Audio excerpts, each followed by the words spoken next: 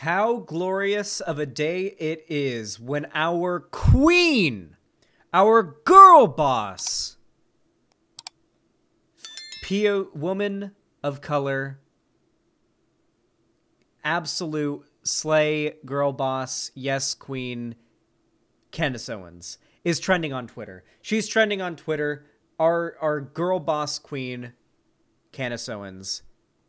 And she's got a message for all of us. A message that really just spoke to many people who heard it. A message that made them feel as though everybody needed to hear it, that we needed to spread it around, and everybody needs to see this clip. This clip has made Candace Owens go viral.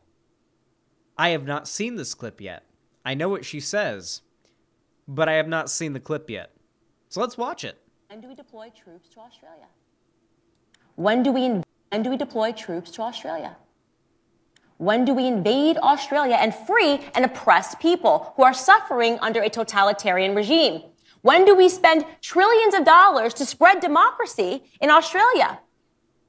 Australia currently, make no mistake, is a tyrannical police state. Its citizens are quite literally being imprisoned against their will. So when do we deploy? When do we deploy troops to Australia? There we go. That's the clip. Beloved conservative commentator Candace Owens thinks that we should invade Australia because, and I'm going to cut through the conservative insanity in her language there and reword this in a slightly more reality-based way, because Australia isn't so sycophantic and obsessed with freedom of speech as America is, and so there are stricter laws in place on what you can and can't say in Australia, and you can face legal consequences for saying certain things in Australia. I believe Australia has anti-hate speech laws. I believe Australia is not very kind when it comes to criticizing the government and certain politicians. I know that Friendly Jordy's editor got in like a shit ton of trouble and was arrested for criticizing like a right-wing politician in Australia. I absolutely agree that they are not as pro-free speech in Australia as I would like them to be. It's why I don't want to live in Australia, because I kind of rely on free speech. However, I don't think that's a good reason for us to invade. When we talk about tyrannical regimes that justify America going to war, usually the consensus is on things like, yeah, fighting Japan in World War I was the right thing to do. Fighting the Nazis in Japan in World War II and the Nazis in World War I was the right thing to do. Yeah, I mean, arguably, if there was an enemy that was, like, really opposed to the values of what we should probably be in favor of, then, like, the Taliban were a pretty big problem, especially with the fact they were harboring actual terrorist groups. You know, like the fascist militant group, the Taliban. Like, I'd argue that, like, you can morally justify fighting that group, right? Because the values that they hold are very much antithetical to the values that we hold and what we think make the world a better place, mostly around, like, rights for women and whatnot. However, I don't think that quite compares to Australia's comparatively liberal government to America having slightly less strict adherence to freedom of speech. Slightly less strict. I also like how she implies this would go down, right? Like, we would send troops to Australia. I'm pretty sure if America pronounced the intent to go to war with Australia, Australia would just, for one, be like, America, what the fuck? Why us? What did we do? I thought we were cool. I know we don't talk much, but I thought we were cool. Like, you know, like, I mean, I gave you, it's like it's like that one kid in your class that, you know, sometimes you borrow a pencil or you gave him a stick of gum once. That's like Australia and America. Like, they fought together in like World War I or whatever, I think, in World War II maybe as well. But we aren't really like, you know, it's like the kid that gave us a stick of gum once and we gave, you know, let them borrow a pencil, you know. Australia would just be like, what the fuck? And second, they'd probably surrender. I think they'd just realize, like, oh, we'd lose that. Okay, I guess we're part of you now. you're basically just holding us up right now. You've got the largest, most powerful military in the world. I'm pretty sure Australia is below 7. I'm pretty sure Australia on the list of most powerful militaries is well below 7 or 8, if I recall correctly. I think America would have exponentially more troops, more power, everything behind their military than Australia's. I feel like if Australia's government saw America was about to invade, they'd just be like, we surrender. Okay, we're America too now. Whatever you want. Okay. Like, that's exactly what would happen. But you know what we should go to war with? You know what country we should start a war with? We need to invade the UK. All right? Specifically Britain. Okay? And we need to fund, very similar to what we need to do, very similar to the situation that happened in Afghanistan in the 80s, okay, during the Cold War. All right, here's my plan. We fund and arm the militaries of Scotland, Wales, and Ireland, and we make them fight the UK, but we give them all the weapons and ammunition and troops and everything that they need. But we're basically doing a proxy war like we did with the Mujahideen against the Soviets in Afghanistan. And then, once we've taken down the British Empire, basically, I like to imagine that once, like, the Queen's been destroyed, it's like this scene from Lord of the Rings where they destroy the One Ring in Mount Doom, and then Sauron's, like, big floating eye explodes, and all the orcs get, like, gobbled up by the earth. You know, they all fall into the ground. I like to imagine that's what would happen if, like, we conquered Britain. It would be like transphobia has been destroyed and every, like, turf around the world would get, like, swallowed into the earth.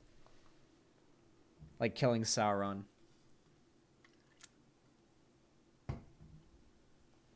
It's a good song, A Pillow.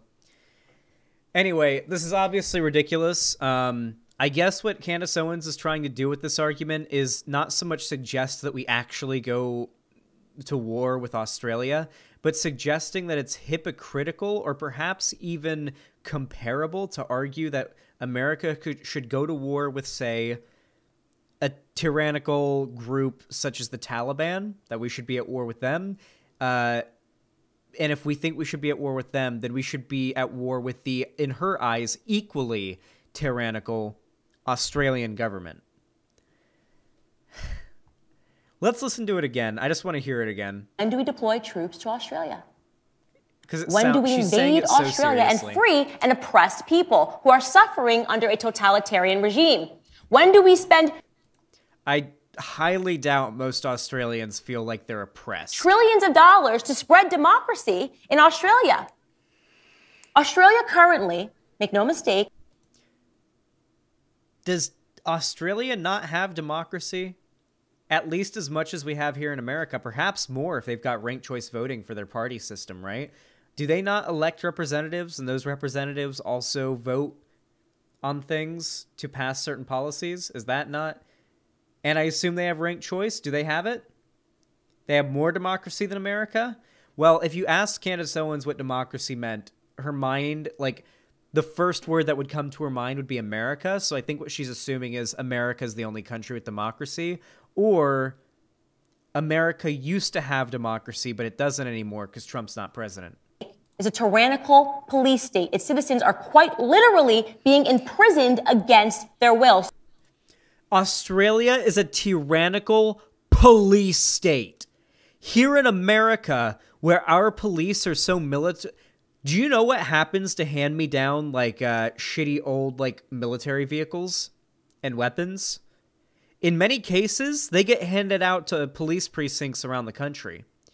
When you see, like, the SWAT teams and the police units showing up at big protests in giant armored vehicles that look like they could take a tank shell on the side of them, That's because the police are showing up in urban assault vehicles. They're showing up in vehicles that were handed down by the U.S. military that are out of commission for military work now and have been now reappropriated for the police.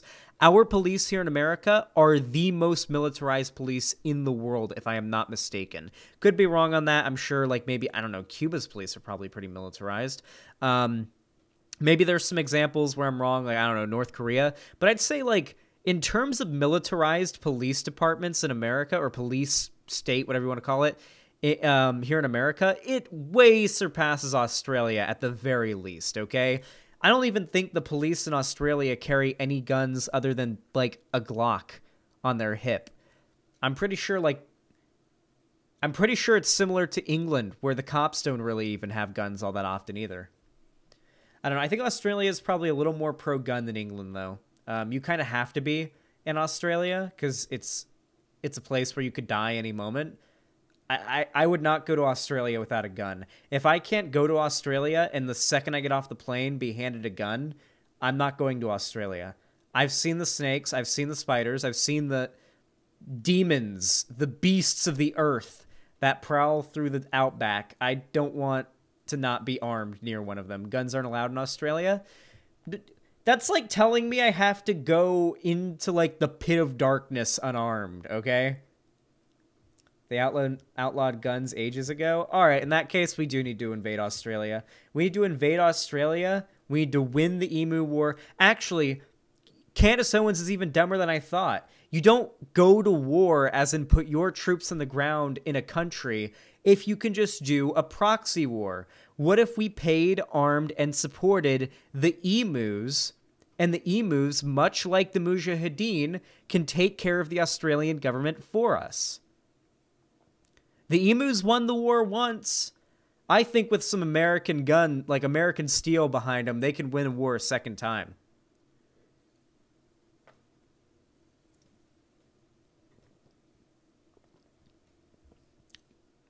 How could Candace Owens suggest invading Australia and not think of the emu solution?